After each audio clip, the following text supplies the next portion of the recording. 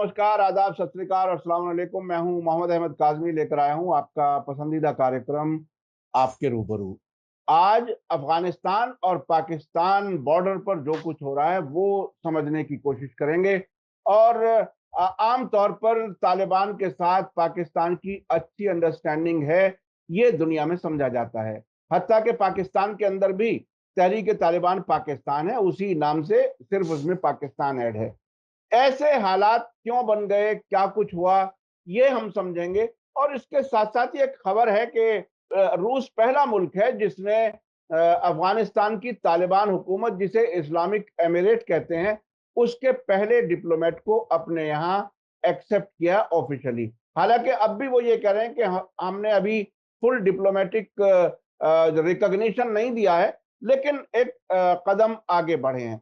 इस सब पर बात करने के लिए मेरे साथ खास मेहमान हैं, सीनियर जर्नलिस्ट शेख मंजूर साहब। पिछले हफ्ते आपसे श्रीनगर से बात हुई थी, अब वो दिल्ली आ गए हैं। और सर, वेलकम है आपका, बहुत बहुत शुक्रिया, थैंक यू। आपने वक्त दिया। शेख साहब, आप बताइए कि ये अफगानिस्तान और यानी तालिबान की हुकूमत और पाकिस्तान के बीच में ऐसा क्या कुछ हो गया, क्योंकि पाकिस्तान जो बातचीत हुई थी दोहा में, उसमें भी वो एक तरह से फैसिलिटेट कर रहा था। और पाकिस्तान के बारे में ये समझा जाता है कि उनके तालिबान से ताल्लुकात अच्छे हैं। अब क्या कुछ है, क्यों क्या हो रहा है ये बॉर्डर पर, जो खबरें बार बार आ रही हैं? कुछ पाकिस्तान के सोल्जर्स मारे जाने की खबर है और पाकिस्तान की तरफ से कुछ हवाई कार्रवाई करने की खबरें हैं। देखिए, हमें ये समझना चाहिए, ये तो होने ही वाला था। इसमें सूनर और लेटर अब ये उम्मीद की जा रही थी कि जब तालिबान हुकूमत आई, हुकूमत पाकिस्तान ने तालिबान हुकूमत और उनके वज़रा को बार-बार कहा कि हमारे वहाँ से अफ़गानिस्तान की सरज़मीन से कुछ मिलिटेंट ग्रुप्स पाकिस्तान में एक्टिविटीज़ बढ़ा रहे हैं, चल भी रही थी, कई सालों से ये चल रहा है, जिसमें तहरीक तालिबान पाकिस्तान प्रोमिनेंटली शामिल है। इसके अलावा जो आईएस, ये जो दाइश ग्रुप है, वो भी एक्टिव हुआ है। ये सारे जो जो ग्रुप्स हैं, ये ज़्यादा ऑपरेट कर रहे हैं बॉर्डर एरियाज़ में। क्योंकि पाकिस्तान और अफ़गानिस्तान का बॉर्डर पोरस है, तो हालाँकि फेंसिंग भी की गई है, लेकिन इनको एक्टिविटीज़ चलाने में आसानी हो रही थी। अब जब तालिबान की पहले हमें ये भी सोचना चाहिए, तालिबान एक कोहेसिव ग्रुप नहीं है। हुँ, ये एक यूनाइटेड जैसे लगता है, एक ही किस्म की पॉलिसी सारे। अगर आपने देखा, इसमें हक्कानी ग्रुप भी है, इसमें मुल्ला याकूब भी है, इसमें बरादर भी है। अगर आपने देखा, जब तालिबान की हुकूमत आ गई, सबों को ये लग रहा था मुल्ला अब्दुल गनी बरादर इसके हेड बनेंगे। लेकिन चूंकि इनमें इतनी लड़ाइयाँ हुई, जहाँ तक ये भी आया कि उसको मारने की भी कोशिश की गई, उस पर मुक्के मारे गए हैं, तो वो महीनों तक, कई हफ्तों तक वो रोपोश भी रहा, उसमें ओपनली नहीं रहा। इस वजह से फिर उन्होंने मुल्ला आखुंद को एक कंप्रोमाइजिंग कैंडिडेट के तौर पर पेश किया एज वजीर आजम। लेकिन इस ग्रुप में हर एक किस्म की, यानी कि कुछ लोग टीटीपी को सपोर्ट कर रहे हैं, कुछ लोग नहीं कर रहे हैं। पाकिस्तान को ये उम्मीद थी कि तालिबान हुकूमत उन अनासर पर लगाए जो पाकिस्तान के खिलाफ अफगानिस्तान में एक्टिविटीज कायम कर रहे हुँ, का चला रहे हैं। हुँ, हुँ, इस सिलसिले में, लेकिन प्रॉब्लम इतना ही नहीं है, प्रॉब्लम ड्यूरांड लाइन भी है, जिस पर दोनों को, अगर आपने देखा, जब तालिबान हुकूमत आई, कुछ ही हफ्तों के बाद जब पाकिस्तान ने वहां पर एड भेजना शुरू किया, ट्रकों में पाकिस्तान के झंडे थे, तो तालिबान के जो बॉर्डर पोस्ट पर थे, उनके जो लोग थे वहां पर, उन्होंने उनको फाड़ दिया। हुँ, वो दिखा रहा था एक ग्रुप में रिजेंटमेंट है पाकिस्तान के खिलाफ। हालांकि जैसे आपने पहले कहा, पाकिस्तान ने तालिबान की जितनी मदद की, उतना किसी ने नहीं किया। हुँ, क्वेटा शोरा पाकिस्तान में ही रहा मैक्सिमम, चाहे वो जो इसके जो मेंबर्स आजकल है तालिबान गवर्नमेंट के, वो क्वेटा से ही ऑपरेट कर रहे थे। उसके बाद जब अमेरिका ट्रंप की हुकूमत के दौरान जब उनको कहा डायलॉग के लिए, तो फैसिलिटेट भी पाकिस्तान ने ही किया। लेकिन जब कंट्री के मफादात आते हैं, कंट्रीज के इश्यूज आते हैं, उस वक्त वो याद नहीं रहता। उस वक्त ये है कि sovereignty, integrity of country important बन रही है। इसमें तीन चीजें हैं। अफगानिस्तान में तीन ग्रुप्स जो है पाकिस्तान के खिलाफ काम कर रहे हैं। एक तो तहरीक तालिबान पाकिस्तान है, दूसरा दाइश है, फ्रांसा ग्रुप जिसे हम कहते हैं, तीसरा जो है बलूचिस्तान लिबरेशन आर्मी के भी कुछ अनासिर वहां पर बॉर्डर्स में, हालांकि उनको सपोर्ट नहीं मिल रहा है, लेकिन वो भी कार्रवाई करके अफगानिस्तान भागते। तालिबान ने बिगिनिंग में तहरीक तालिबान के साथ पाकिस्तान के डायलॉग कराने की कोशिश की, जिसके नतीजे में 2-3 महीने एक सीज फायर भी कायम रहा। लेकिन उनके जो डिमांड्स थे वो तकरीबन 400 के करीब अपने जो उनके जो काडर के लोग हैं जो पाकिस्तान के मुख्तलिफ जेलों में बंद है, उनको रिलीज करने की डिमांड कर रहे थे।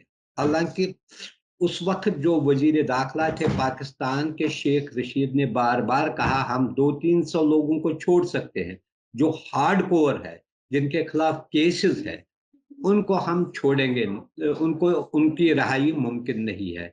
यहाँ पर एक ब्रेकिंग पॉइंट आया जब उसके बाद तालिबान ने फिर अपनी एक्टिविटीज पाकिस्तान के खिलाफ चलाई, और जिसका नतीजे में हम आए दिन देखते हैं, हफ्ते में 2-3 बार हम देखते हैं पाकिस्तानी सिक्योरिटी फोर्सेस के को टारगेट बनाया जा रहा है। इसी की रिटेलिएशन में उन्होंने एयर अटैक किया, जिसके नतीजे में 40 से ज्यादा लोग, जो अब तालिबान कहते हैं सिविलियन, मर गए। और उस पर ये जो है एक जो है ये गल्फ पैदा हुआ दोनों के तरफ। हालांकि पाकिस्तान की ये कोशिश है कि ये इतना एस्केलेट ना हो जिससे उनको इस बॉर्डर पर भी प्रॉब्लम शुरू हो जाएंगे। वो कोशिश कर रहे हैं, लेकिन इसमें ऐसा लगता है, अगर आप देखेंगे तालिबान जैसे लग रहा था पहले पूरे कंट्रोल में है सिचुएशन के, वो नहीं है। अभी आपने देखा काबुल में भी मस्जिद पर हमला हुआ, मज़ार शरीफ में हुआ, जहां पर हजारा कम्युनिटी के लोगों को टारगेट किया गया और बहुत सारे लोग मर गए। स्कूल पर हमला हुआ जो हजारा कम्युनिटी चला रहे। ये जो चीजें हैं, या तो एक group with in Taliban target कर रहे हैं, या ऐसा लग रहा है हुकूमत को पूरा कंट्रोल नहीं है उन मिलिटेंट ग्रुप्स पर जो एथनिक बिना पर, वजूहात पर दूसरों को टारगेट बना रहे हैं। जी शेख साहब, हमें आपको सबको याद है कि जब तालिबान ने सरकार बनाई तो बार बार भारत ने भी ये कहा और पाकिस्तान ने भी ये कहा कि दूसरे मुल्कों के खिलाफ टेरर एक्टिविटीज यहाँ से नहीं होनी चाहिए, अफगानिस्तान से।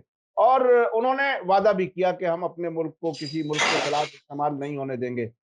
तो क्या आपको लगता है कि उसी किस्म की सरगर्मियां हो रही हैं कि अफगानिस्तान को एक तीसरे मुल्क के खिलाफ इस्तेमाल किया जा रहा है? क्या कुछ इशारे अब से पहले आते रहे थे, क्या वही उसी का हिस्सा है ये? देखिए, अभी भी जैसे हमें लग रहा था जब वो अगस्त में आए, हमें लग रहा था शायद उनका टोटल कंट्रोल रहेगा, और ऐसा अपरेंट भी लग भी रहा था। लेकिन जो हालिया वाकया उसमें, जैसे यही मैंने कहा, जो स्कूल पर अटैक हुआ, या पाकिस्तान के अंदर जो अटैक हुए, या नॉर्दर्न अलायंस का अपना एक चल रहा है, ये लग रहा है ये इतना आसानी से तालिबान इन जो है एलिमेंट्स को कंट्रोल करने में पूरी तरीके से सक्सेसफुल नहीं हुआ। यही एक प्रॉब्लम। और चूंकि वहां पर मिलिटेंसी और जो है आर्मड स्ट्रगल डिकेड से चल रही है, इसलिए इन कुव्वतों पर काबू पाना 1 साल या 6 महीने की बात नहीं है, इसमें बहुत टाइम लगेगा। वो भी उस वजह से, अगर हुकूमत डिटरमिन्ड है इन जो है फोर्सेस को डिसआर्म करने में, इनको न्यूट्रलाइज करने में, ऐसा नहीं लग रहा है। क्योंकि तालिबान के भी बहुत सारे मसाइल हैं। एक तरफ उनको इकोनॉमिक क्राइसिस का सब ये कर रहा है, दूसरी तरफ ह्यूमैनिटेरियन इश्यूज इतने हैं, लड़कियों की यानी कि एजुकेशन के प्रॉब्लम, ह्यूमन राइट्स इश्यूज है, फ्रीडम ऑफ प्रेस नहीं है। इस पर भी उनको जो प्रॉब्लम्स है वो इसको हैंडल करने में अभी तक कामयाब नहीं हुए हैं। यही वजह है आज तकरीबन 8-9 महीने हो गए हैं, अभी भी किसी हुकूमत ने तालिबान को रिकॉग्नाइज नहीं किया। हालांकि बहुत सारे कंट्रीज ने अपना जो डिप्लोमेटिक मिशन है वहां पर, कुछ लोगों ने पहले से ही रखा था, कुछ लोगों ने बाद में वहां पर अपने लोगों को भेजा, लेकिन ऑफिशियल रिकॉग्निशन नहीं हुई है। अच्छा, इस बीच में एक वाकया हुआ है कराची में। कराची हाँ, में एक धमाका चाइनीज। हुआ है, और उसके बारे में ये बताया जा रहा है कि बलूचिस्तान मूवमेंट से रिलेटेड कोई एक खातून थी, और ये पहला वाकया है कि एक खातून ने ब्लास्ट किया, और वो उसके 2 बच्चे भी थे, उस और पढ़ी लिखी औरत बताई हाँ, जाती है। एमफिल कर। तो क्या ये अफगानिस्तान पाकिस्तान बॉर्डर पर जो कुछ हो रहा है उससे कहीं इसका ताल्लुक है? क्योंकि आपने बताया कि 3 ग्रुप्स हैं, तहरीक तालिबान पाकिस्तान, दाइश और Balochistan Balochistan liberation liberation. Army. क्योंकि देखिए ये बलूचिस्तान वाला मामला है, क्या कराची में वही उसी का एक्सटेंशन है? देखिए बलूचिस्तान का इशू जो है बड़ा सेंसिटिव इशू है। ये उस वक्त ज्यादा उस वक्त बढ़ गया जब आपने देखा कि जनरल मुशर्रफ ने अकबर बुगटी, जो एक लीडर था, उसको मार डाला, हालांकि उसने रेजिस्टेंस की। उसके बाद वहां पर ये बड़ा इशू बन गया, वहां पर मिसिंग पर्सन्स का इशू है, हम्म, डिसअपियरेंसेस हुए हैं।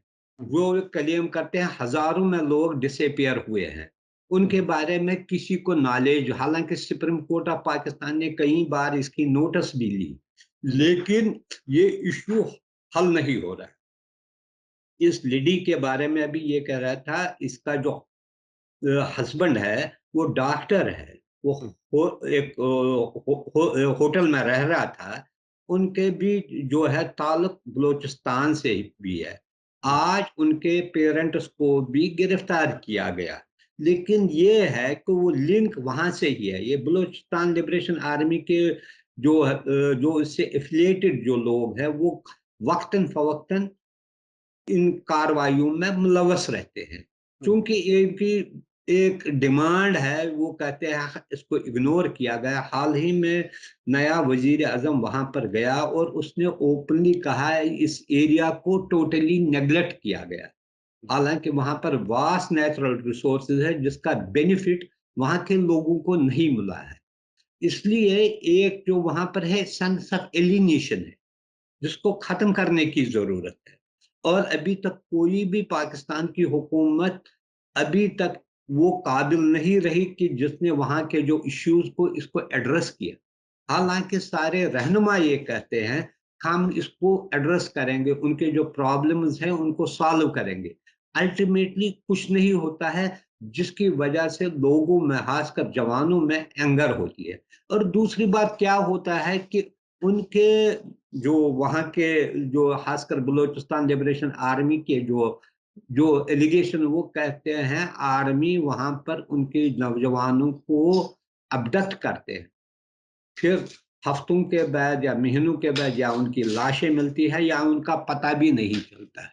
हम्म, सुप्रीम कोर्ट ने नोटिस लिया है, कई बार उन्होंने स्ट्रिक्चर्स भी पास किए, लेकिन ये मसला यूं का तू ही रहा है। एक तो बलूचिस्तान का मसला रहा, इसके ऊपर जो अफगानिस्तान से ऑपरेट ग्रुप कर रहे हैं वो भी बड़ा मसला है। इस वजह से ये एरिया बहुत वल्नरेबल हुआ। अगर आपने देखे ये सबसे ज्यादा जब 2014 में आर्मी स्कूल पर अटैक किया गया, जिसमें 150 के करीब बच्चे और टीचर मारे गए, उसके बाद पाकिस्तान ने ज़रब अज़ब के नाम से एक वहां पर मिलिट्री ऑपरेशन शुरू किया, जो खासकर जो ये कहते हैं फाटा, फेडरली एडमिनिस्ट्रेटेड ट्राइबल एरियाज, जो अब उसको मर्ज किया गया है खैबर पख्तूनख्वा के साथ।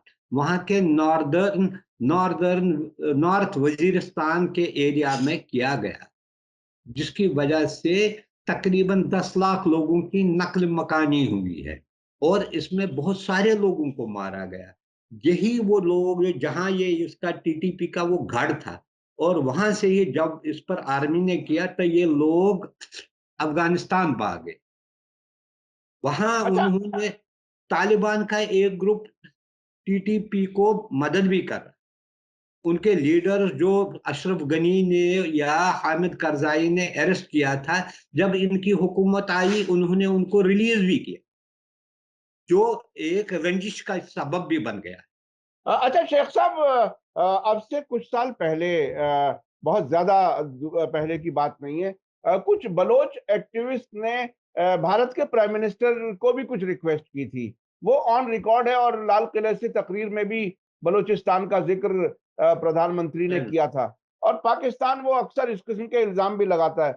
लेकिन आपको क्या कुछ लगता है, क्या है, क्या कहीं वो जो अफगानिस्तान से तीसरे मुल्क को ये ना किया जाए, और ये दोनों मुल्क एक दूसरे पर शक भी करते हैं और अफगानिस्तान को इस्तेमाल करने का इल्जाम भी लगाते रहे हैं, क्या कुछ देखिए है ये?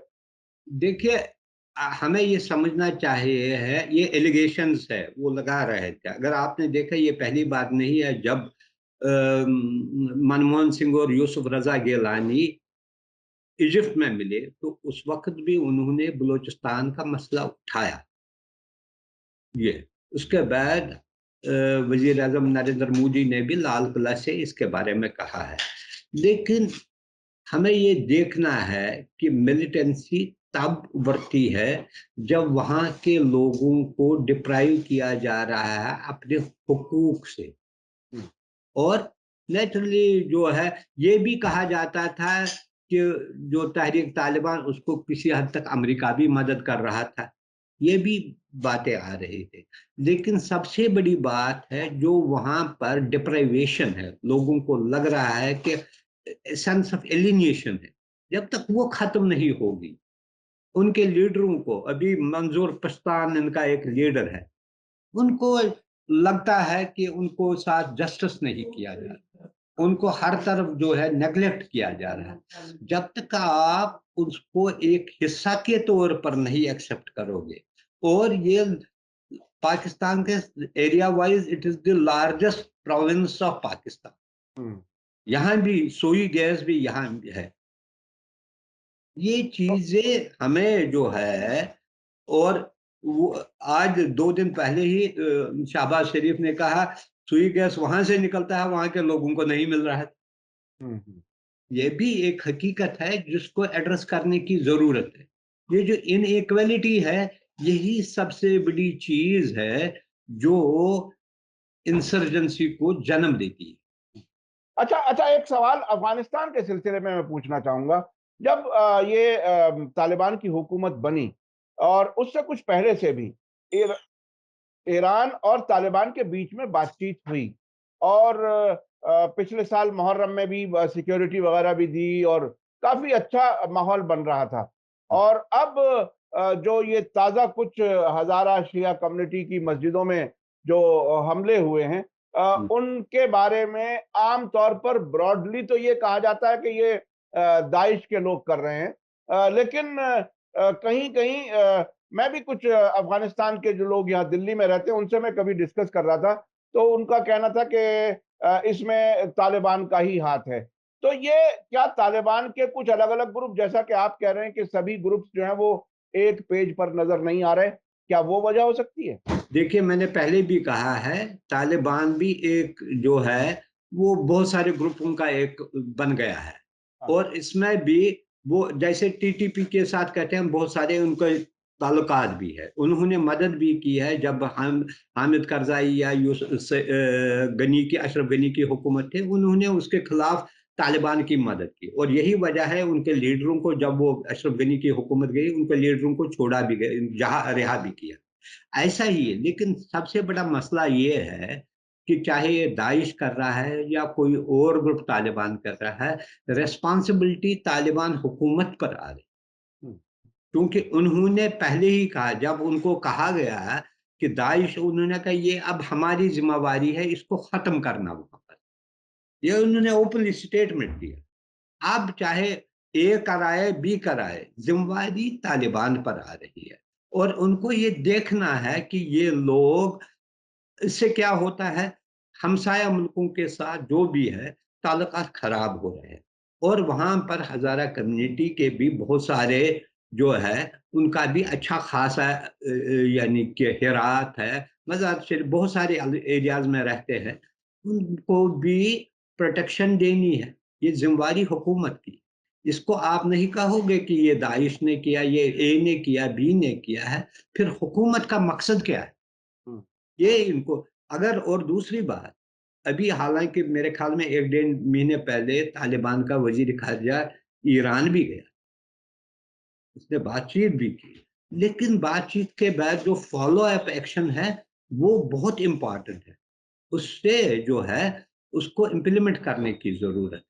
लेकिन ऐसा लग रहा है ये जो है एक डोमिनेशन जो रहती है एक पर्टिकुलर कम्युनिटी की विद इन तालिबान, वही उस पर हावी रहता है। इससे जो है मसाइल हल नहीं हो।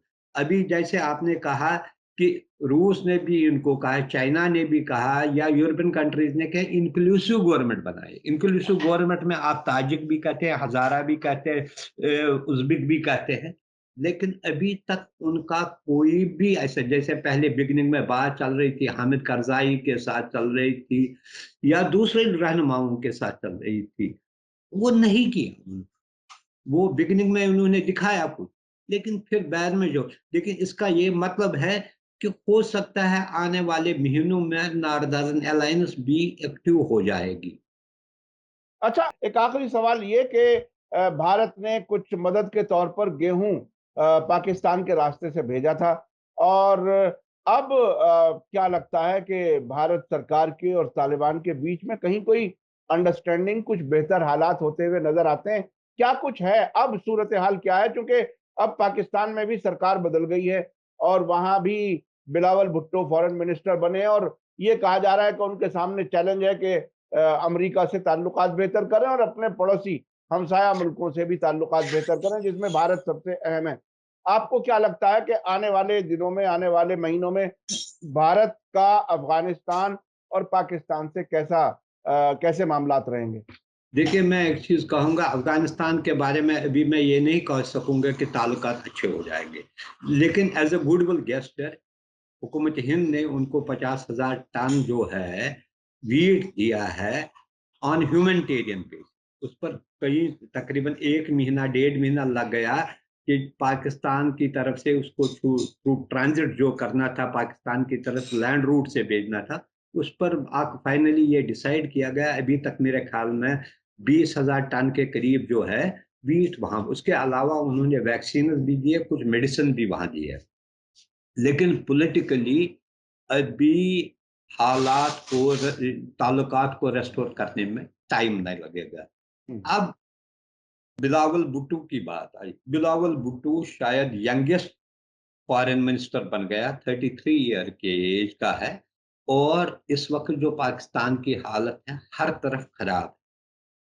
डिप्लोमेटिक फ्रंट पर देखिए, इकोनॉमी उनके देखिए, इंटरनल क्राइसिस उनके देखिए, बहुत चैलेंजेस है, उसको संवारने में बहुत टाइम लगेगा। और अगर सही तौर पर काम किया है उनके, क्योंकि इसकी मदर जो थी उसको अमेरिका के साथ अच्छे ताल्लुकात के, यूरोप के साथ ताल्लुक, एक हम देखते हैं स्लाइट शिफ्ट देखते हैं जब नया वजीर खजाना मुफ्ता इस्माइल वाशिंगटन में आईएमएफ के साथ नेगोशिएशंस के लिए गए, तो उन्होंने फ्लेक्सिबिलिटी दिखाई किसी हद तक, और यही नहीं कि पाकिस्तान को जो कमिटमेंट की थी उससे $2 अरब ज्यादा देने का भी वादा किया है। हालांकि कंडीशंस बहुत रखे हैं, लेकिन मुझे लगता है अगर इन्होंने अच्छा किया उसके 2-4 इमीडिएटली आपको नजर आ जाएंगे फायदे। एक तो पाकिस्तान जो है एफएटीएफ के लिस्ट में है, फाइनेंशियल एक्शन टास्क फोर्स के लिस्ट, ग्रे लिस्ट में है। शायद अगर उन्होंने यूरोप और अमेरिका के साथ ताल्लुकात में बेहतरी लाई, तो उससे उनका नाम हट जाएगा। क्योंकि पाकिस्तान ने तकरीबन एक के बगैर तमाम जो रिकमेंडेशंस उन्होंने दिए थे वो पूरा किए हैं। लेकिन देखना ये है कि पाकिस्तान में जो डोमेस्टिक प्रॉब्लम्स बढ़ गए हैं जब से इमरान खान सड़कों पर आया है, और जो फाइनेंशियल क्राइसिस इसको वो कैसे टैकल कर सकते हैं। अगर वो किसी हद तक इसको कंट्रोल कर सकेंगे, तो हो सकता है जो यूरोप और वेस्ट के साथ ताल्लुकात खराब हुए थे, या इवन सऊदी अरब के साथ, इवन ईरान के साथ भी बीच में हुआ था, यानी कि उनको ताल्लुकात में, इनमें किसी न किसी तरीके से, खासकर आसिफ जरदारी ईरान के साथ बहुत अच्छे ताल्लुकात चाहता था, क्योंकि जो जुल्फ़िकार अली भुट्टो की वाइफ जो थी वो ईरान के ऑरिजिन की थी, वो चाहते थे उनके साथ अच्छे ताल्लुक। लेकिन वक्त ही बताएगा ये कैसा परफॉर्म करे। बहुत बहुत शुक्रिया शेख मंजूर साहब, आपने वक्त दिया और कई इश्यूज पर हमारी आपकी बात हो गई, और खास तौर पर अफगानिस्तान और पाकिस्तान बॉर्डर पर क्या कुछ हो रहा है, कौन कौन ग्रुप एक्टिव हैं और इसके वजह क्या है, वो सारी बात आपने बताई। और भारत के साथ पाकिस्तान की हुकूमत के कैसे इम्कान है आने वाले वक्त में, और अमेरिका के साथ पाकिस्तान किस तरह से चलेगा। बहुत बहुत शुक्रिया शेख मंजूर साहब, आपने वक्त दिया। इसी के साथ मुझे दीजिए इजाजत। धन्यवाद, शुक्रिया। जय भारत, जय हिंद। मीडिया स्टार वर्ल्ड के और वीडियो देखने के लिए हमारे चैनल को सब्सक्राइब करें और सीधे नोटिफिकेशन पाने के लिए बेल आइकन दबाएं। और अगर हमारी खबर सच्ची और अच्छी लगे तो अपने व्हाट्सएप, इंस्टाग्राम, फेसबुक और ट्विटर अकाउंट पर जरूर शेयर करें।